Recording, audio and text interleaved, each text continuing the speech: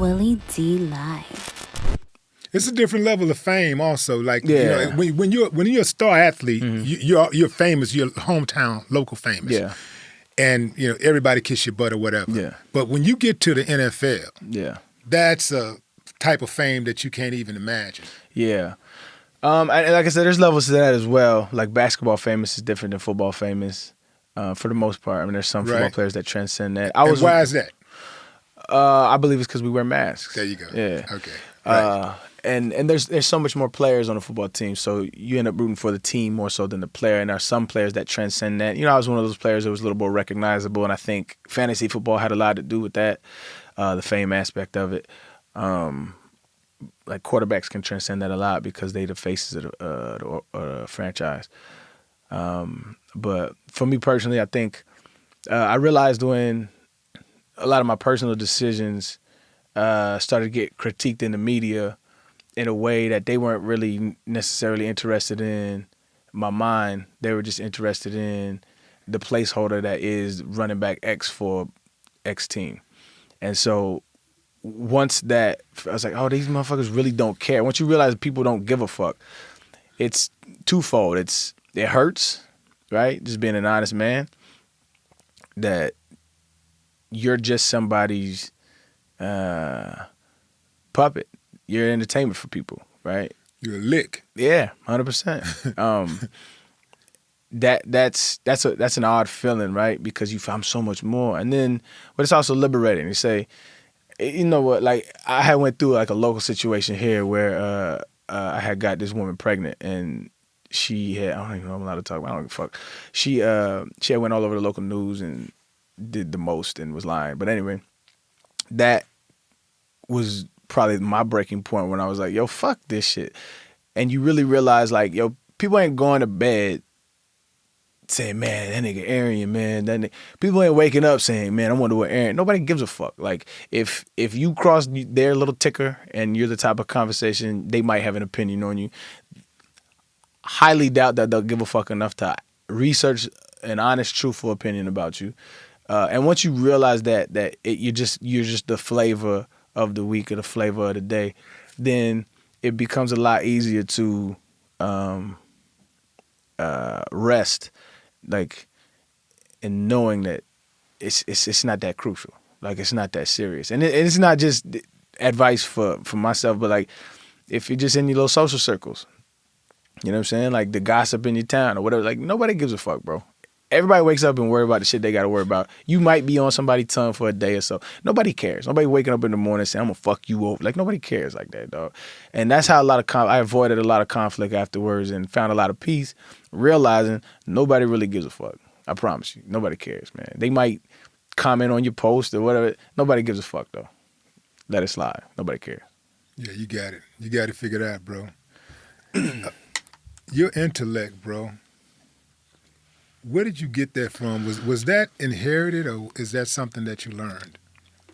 Well, I appreciate it. I don't I don't know how to categorize how I think. I think I have this insatiable quest of curiosity. I'm always going to be curious. And I think when you get trapped in your era, when you get trapped in your bubble, I think it's just a waste of talent. It's a waste of opportunity, because billions upon billions upon billions of people have been born before you, and billions upon billions of people are going to be born after you. And the best of us have left traces of some of their thoughts, how they see the world, how they view the world, how to navigate certain situations, and they left it in books, they left it in poems, they left it in movies, and left it in all these things. Different societies, different ways to think about things, different ways to navigate situations. And if you get stuck in your little circle on how to do things and how you're gonna miss out opportunity on a world of people who are brilliant. And I'm a sponge. I soak it all in. And I don't have an ego when it comes to like learning. Like, people are always afraid to be wrong. like, and it's the internet culture, right? So it's like if you say something and be like, oh, this is wrong, and people attack you for it, and you have an ego in it when you're like, no, this isn't, and there's that ego involved when it's like, oh, you could just easily be, oh, okay, I was wrong. That's what's up. Now I know it, whatever that thing is.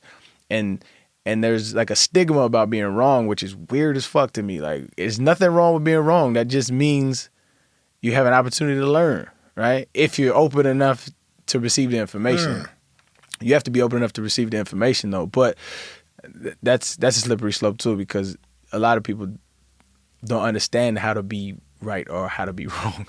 That's a whole nother conversation. But I think in general, if I'm just an open cat, bro. Like I really just, I grew up how I grew up, but I'm always interested in talking I'm the type of dude who will strike a conversation with a 90-year-old man in an airport. I'm like, yo, give me your 3 keys to life. You know what I'm saying? Or give me something that you learned that you talk to your 30-year-old self.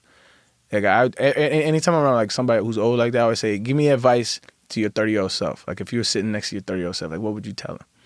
Because like they're at the end of their line. You know, they have thoughts and reflections, and when you start getting older, you start to reflect and you start to compartmentalize your life and really trying to piece it together and make sense of it because it's about to be over. And so I've been doing that since I was a kid for whatever reason, trying to make sense of this shit. And when you're at the end of your rope, you've had all this experience. I need that. Did you ever get in trouble in school with trying to like maybe show up the teacher or something with your intelligence, like yeah, prove her wrong, yeah, or him wrong, yeah. Yeah. When I was younger, I was a little bit more combative. I think what it was like I understood this, and especially my father. I grew up. My father was Muslim, and it wasn't like the Eastern Muslims. It was like FOI, so the Nation of Islam, mm-hmm. And so what I really appreciated about them was they were really keen on understanding the Bible. You had to understand the Bible. You had to understand the Quran. You had to understand history, especially Black history. And so our household was filled with lots of these conversations, lots of these talks. And so I would challenge a lot of the status quo. Like, so when I remember I was in 7th grade, and it was just to be a dick. I didn't have any kind of like moral, any kind of race to win. Every day we would stand for the Pledge of Allegiance. And I was like, it's just so stupid that we have to do this. It's dumb. I was like, what are we pledging to? And I remember having a conversation with my dad. I was like, why do we have to do that? I was like, it's so dumb. And he was like, you don't. I was like, what do you mean we don't? He was like, it's your constitutional right. It's freedom of speech. You don't have to stand for anything. I was like, say word? I was like, bet. The next day, 7th grade science class. I think it was Mr. Jacobson. Everybody stand for the pledge. I sat. He's like, Arian, stand up. And I was like, no. He was like, Arian, stand up. And I'm like, no. I was like, it's my constitutional right. 7th grade. And he said, well, go outside. I was like, cool. So I went outside, and when I come back, when it was done, I came back in. He said, go to the office. And I was like, okay, cool. Went to the office. They called my dad, and he was like, he doesn't have to stand. It's the whole shit. He went to it, and they went back in class with a little smirk on my face, like I won something. Just combative for no reason, but it was more for that. It wasn't like like I said, I was a sponge in school. I was always trying to learn shit, but systems and status quo that didn't make sense to me, I would always challenge those all the time. How did that not standing for the flag translate into your pro career? Even in high school, because they stand for the flag. Yeah, like I said, that was like a one-off. That was just to be a dick to that teacher. And so, like, there was no principle. There was no guiding principle there. But when I got to the league and the whole Kaepernick thing kicked off, I was with it initially because of his original premise. Damn, has it been that long? I thought you left 16. The league in 16? Mm-hmm. It was 2016. Damn. Yeah, it's been... Man, them years almost 10 years, bro. Damn. But when he did that, I understood his premise, and had a conversation with him, had a conversation with a lot of cats across the league, and most didn't want to do it. They were like, we don't want to disrespect the military, which has nothing to do with the military, but propaganda going propaganda. Mm-hmm. And so when we originally did it, I was doing it to support his protests and obviously to stop the sanction, killing of black folks by government officials, or to protest it. And since that, doing a lot of digging and research, and obviously is well known, but at the time it wasn't. I never thought 3 seconds into digging into the history of the national anthem. But when you dig into the history of the national anthem, it was written by racists, and it was written with three verses, and one of the verses is talking about what they do with a caught slave. Yeah. And I'm like, fuck this song. And like to this day, like a lot of folks get offended when you say that, or that that you should feel a certain way about America and its songs. So I will never stand for that song again. I feel like we have some of the greatest entertainers, writers, composers in the history of humankind. We can write something better than that shit. That shit sucks. The song sucks. The words suck. I'm never standing for that shit again. Yeah, I heard that Arian Foster will never stand for the national anthem again. I second that motion.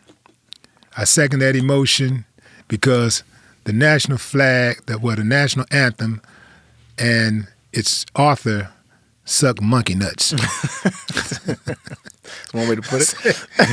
Yeah, absolutely, man. I really do feel like, wow, it's a lot of pressure put on people to actually stand because everybody's standing and you're just sitting there. Because I did it the other day at a game and I just sat there like. Yeah, I don't understand. Yeah, and the thing is that I wonder how many of them would stand if the shoe was on the other foot and they discovered that this song that sounds so wonderful was written by someone who was calling for, there was a verse in there that was calling for the murder, the slaughter of Caucasian people.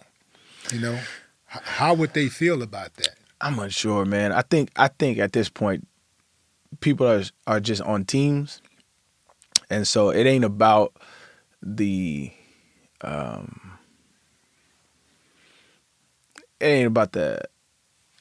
efficacy of anything. It's like that's their team. They're gonna bang for their team, and so I don't bang for any team. I try to bang for what my moral compass is and what I deem the truth to be. And me not standing for a flag does nothing. It says nothing about my respect for it. It says nothing about my non-respect for it. It has nothing to do with anything. And so it's something that's, I think it's trivial. We fly flags anyway. Like, you know what I'm saying? Like, I don't know. One of my favorite quotes of all time is by Cornel West. He has a book called Race Matters, and in it he wrote it in like 1992, I think it was, and he's probably one of the more brilliant people I think that are living right now. Yeah, shouts out to Cornel West. Yeah, he's fire. But he said the gangbanger in South Central LA is speaking the same language as George Bush. They're doing the same things. Like, I had an argument with some Republican a while back saying the same thing, and I was like, there ain't nothing different in our inner cities in gang members than what we're doing in our military overseas. And he just was like, what are you talking about? And I'm like, think about it. What do you think cats is doing in the inner cities? What do you think they're just shooting each other because they like killing? What do you think it's for? It's over resources. It's over territory, and it's over resources. It's drug spots. They're banging for drug spots. And that turns into more beefs, right? It turns into you killed who, so now we got to go retaliate, right? Well, what do you think we're doing overseas? Fighting over territory and resources. And then it turns into, oh, you did this, you committed this war crime, so now we got to retaliate. There's no difference. And so when Cornel West says that, what he's doing is he's speaking to the condition, the human condition. But we otherize it here. We otherize it because who's doing it here? We justify it because it's for protection out there. But they doing and speaking the exact same things. We just don't view it the same way, but it's exactly the same. Yeah, just like murder. Like murder, you can kill as many people as you want in America as long as you get approval from the government. If it's government sanctioned, you can kill. They even have people that their job is executioner. I am an executioner for the state. That's what I do. I kill people for the state. Yep. So the state tells me I can kill, so I kill. Yep. I get a badge and a gun, and I get qualified immunity. I can kill people, you know? And so, but if you don't get on the team, if you're not on the team and you don't get one of those checks signed by them, then you can't just be killing people, because then you got to go to jail or they'll kill you and destroy you. That's the way that goes. The golden rule. Yeah. See with the gold makes the rule.